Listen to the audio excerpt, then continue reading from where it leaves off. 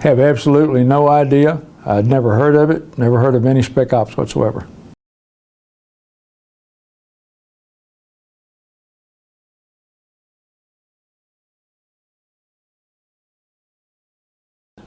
I got on a helicopter with a bandolier of ammo, and I fortunately had a compass in my pocket, and you know, that was M16 rifle and boonie. Yeah, well, rifle would go with ammo. Yeah.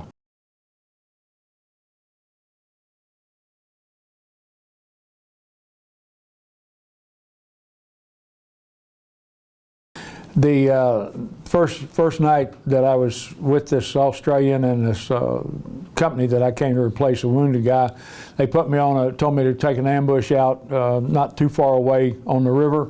The approach to the camp, went out there, and the NBA actually came across the river, and we fired them up. They did not shoot back at us. Possibly engineers were building a bridge underwater to bring the tanks over. At the last, later on in the evening, some guy got lost. He was wandering around in Vietnamese saying, "Where are you? Where are you?" And my guys fired him up.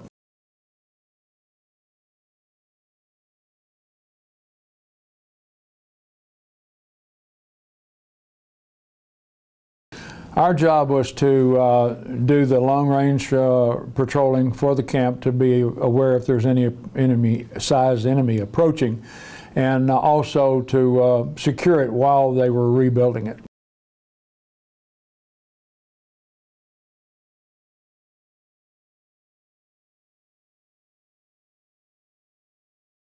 I showed up at Longgrear with 160 mercenaries, 4 platoons, 4 American Green Berets and a commander, and the Captain Willoughby told me, if I'm not mistaken, he had 255 strikers.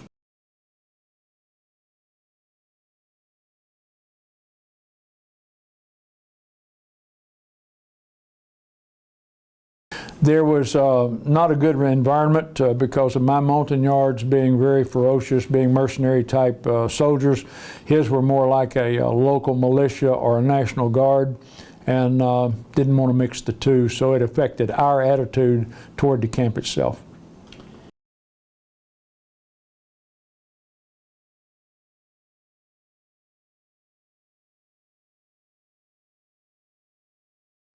Well, first off, we had no idea they were coming. We didn't know who they were or why they were.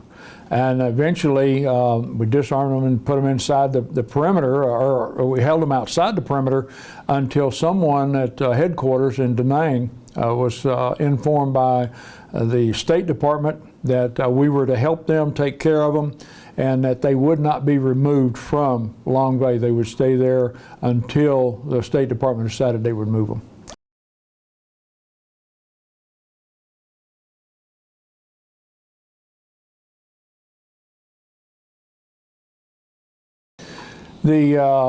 Probably from the Laotians, they claimed that they were overrun by a North Vietnamese tank unit with infantry, and they actually had tanks.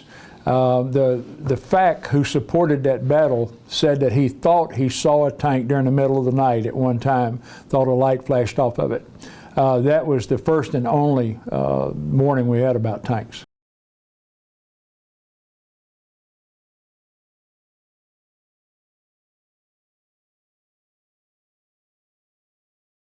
As far as I know, the 3 officers, the 2 officers in the camp and myself were the only people that had actually held or experienced the law. We got that in officers candidate school, and I think it might have been mentioned in Bragg or something, I don't remember sure. And I think I actually fired one in officers candidate school, but as far as when the 100 laws arrived, we looked in the boxes, and there were the laws. I didn't even know they were coming. I'm not sure if we ordered them or if they were sent out there. And there was no instructions with them. All I knew was that you pull the safety, cock it open, and try to fire it.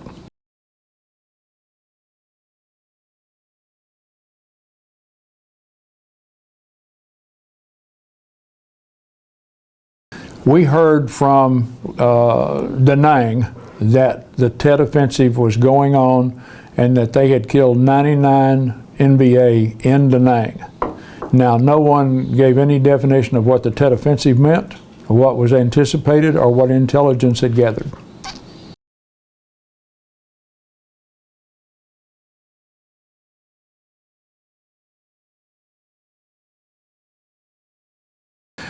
Yeah, well, certainly when we engaged the tanks, because the tanks, we learned later in after action report, the tanks were supposed to be in the attack for Quezon.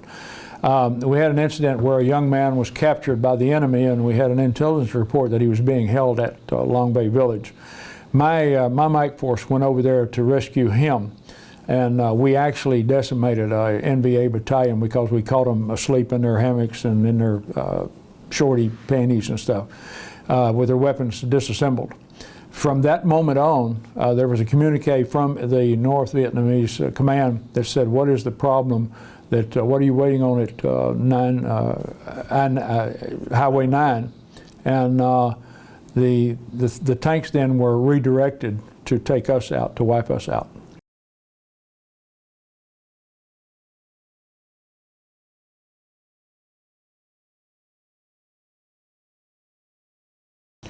It was viable as it was programmed and written, because it was written SOP that we were an LPOP for the Quezon Marines, and they wanted us out there and assured us that they would do whatever it took to help us. When they said there's only 8 of you left alive, we would lose more than that trying to rescue you, we're not coming, we realized they weren't coming.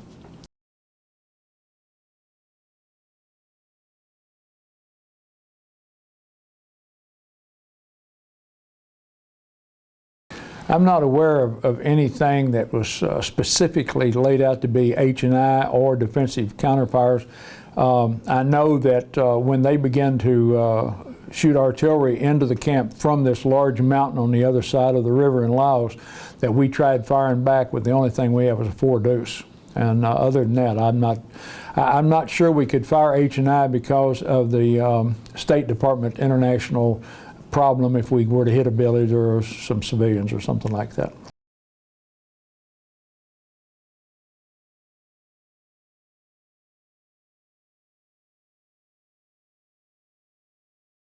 At one time, they sent a Marine lieutenant out there to teach us how to call artillery and to tell us that the restriction was now at 22 minimum enemy soldiers in the open. And that is the only thing that would get fire from them, because supposedly they had a money problem and couldn't afford the artillery.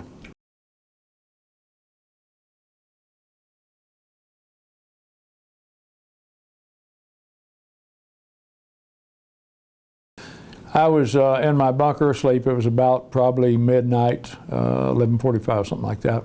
And we got a call on the TA-312. It said, we got tanks in the wire. Well, we ran upstairs, occupied the 81 mortar that we were supposed to use in the attack, began to fire illumination because we did not see any enemy or tanks or anything else. But there was some shooting going on. In fact, the 106 fired 3 rounds and knocked out, I learned later on, knocked out 3 tanks. As we were firing illum and then finally started firing HE because we could hear shooting, engaging the perimeter. At that time, we were then accosted by a tank, a lone tank that pulled up and became a threat to us.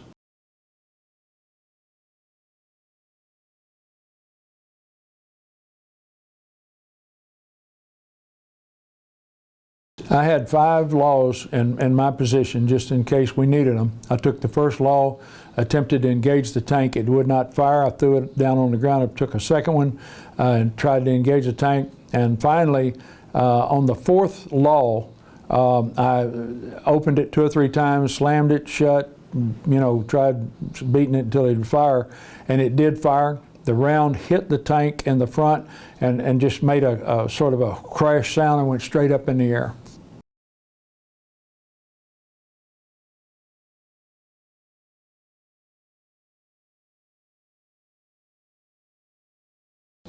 Once we realized that the enemy was penetrating the perimeter and we'd run out of laws, unfortunately the infantry, the Montagnards, the Mike force and the strikers had taken out the enemy. There was never a force of enemy inside the perimeter as far as infantry went. But while we were protecting the TOC, waiting to see if there were going to be a reaction force, I noticed there was a sapper team of 4 men that came, were crawling around looking, engaged them, and then my medic threw a hand grenade. Well, the hand grenade alerted a tank that had just come up over the perimeter, and he spun around, and we were doing the 76 millimeter barrel again, and I went down into the TOC. He shot the TOC and wounded the men out there.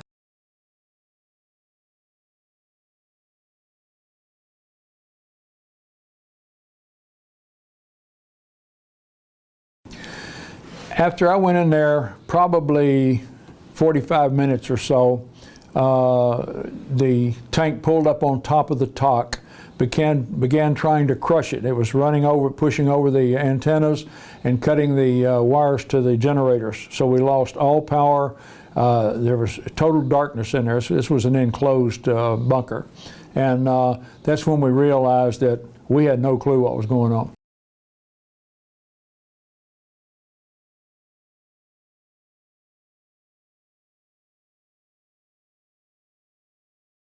The best thing that they did was stayed out of the way. They did not come over. They did not offer to assist in any way.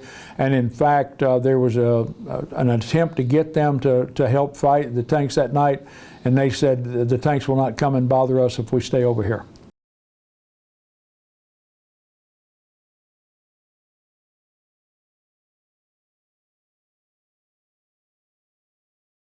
Most definitely, our commo men were able to reestablish commo for a short distance. Ashley was able to contact us, tell us that he was fighting his way to us, and if he hollered to come on out, that meant that all of them were facing him and had their back to us. And so we got ready, waiting for him to call, and he'd call and breathing deeply and running, saying, hey, I just, everybody took off on me, I'll have to come back later.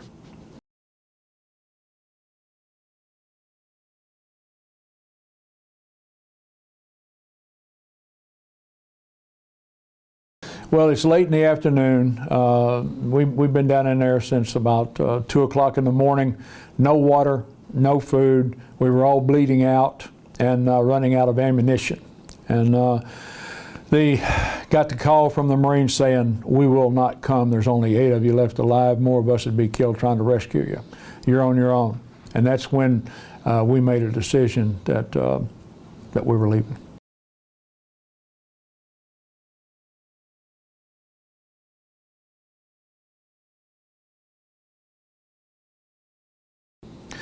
We were going to close up on the door. It was my idea, so I was leading, and everybody's going to close up on me.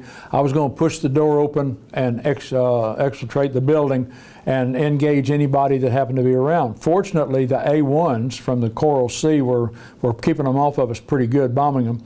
So we got out, as we were getting out the door, I said, look, I turned to them and looked back, and I said, if anybody hits the ground, they stay where they lay. I'm trying to get as many of us out of here alive as possible. And so we don't know what's going on, so if you get hit, you stay where you lay. And that was the rule.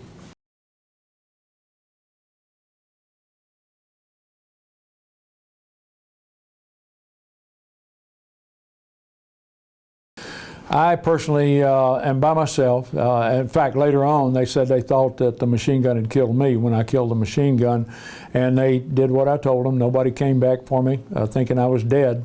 I had an experience with the presence of the Lord, my wife's prayers, which were rolling around in my head, and I realized I was fixing to die. The Lord was giving me one last chance. I said, I don't want to die, not now. And there was some activity with the airplanes and the artillery that was very unusual, and a very just personal experience that I had while I was there. And I finally realized that the Lord did not say to stay there. I didn't feel impressed to stay there. I got up and began walking where the other guys were. As I came over the military crest of the hill, they turned their guns on me. I said, no, don't shoot, please. And they said, come on, LT, we thought you were dead. So I joined them, and we made it to the rendezvous point.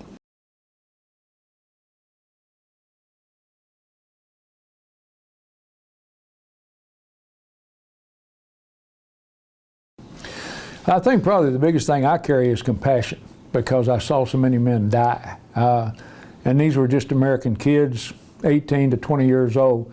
And so I wanted to be sure that I led them so that they would have a rewarding experience in Vietnam, but leave alive. I was fortunate. I talked the battalion commander into giving me an AO because the particular AO we were in was all guerrilla.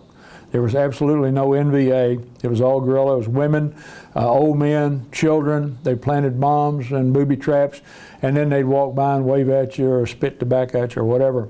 And so I was able to train my kids to look for the various things that happen like that, and to identify booby traps and to stay off of paths and trails.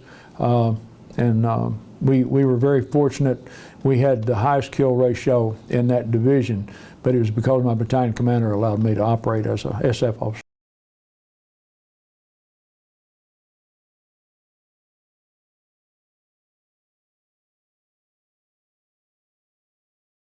Very much so, because the thing I found out about the mercenaries, the Montagnards, when well led and properly equipped, they were as fine of fighters as there were in the world.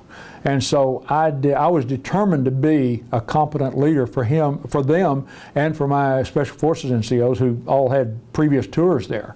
And so I experienced that, I learned from that, and when I took over my rifle company, it was like a dream.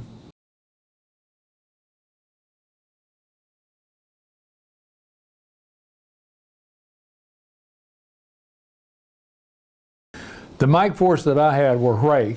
It's just a Montagnard group. There were a bunch of different groupings, and some of them were very ferocious.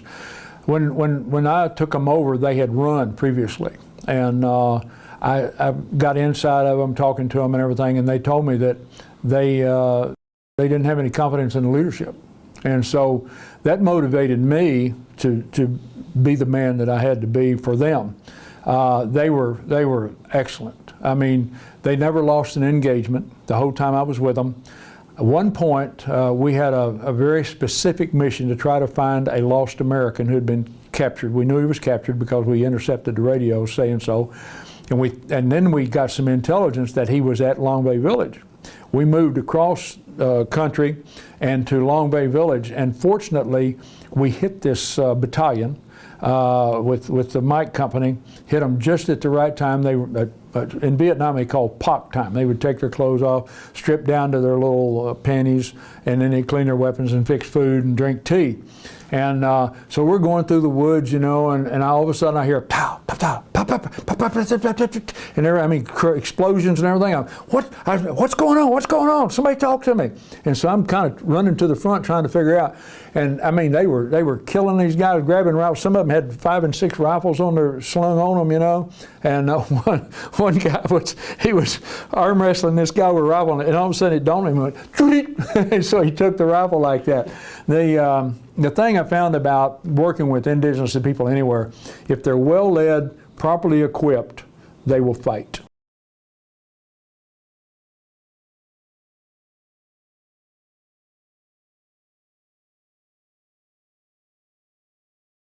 The NVA, we were very aggressive. We expected them to go into formation when we contacted with them, and we were prepared to counter whatever formation they went into, and to ensure that they did not come around beside or get around us. The VC were totally opposite. They only would fight at night, and they would try to attack a fixed position because they knew that we would get sloppy the longer we were inside of a perimeter. We would dig fighting trenches, and all of a sudden you'd think we were in a steel box with wire. These kids, they're just American kids. And so I had to convince them that what we had to do was counter the night fighting. And so we would put out small ambushes all around, like 3 and 4 men all around like this.